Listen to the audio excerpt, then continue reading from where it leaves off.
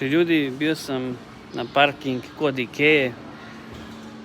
To je bilo mart mjesec kad smo išli za neko auto. Stali smo tamo sa prikolicom i platili parking za prikolicu i za auto. Kad smo završili ručak, došli smo, sjeli u auto i nama je na tablu bilo zeleno, ali na staklo nas je čekala kazna. I sad ćete da vidite dokaz, da pričam istinu. To vidite, ja sam bio. Samo malo.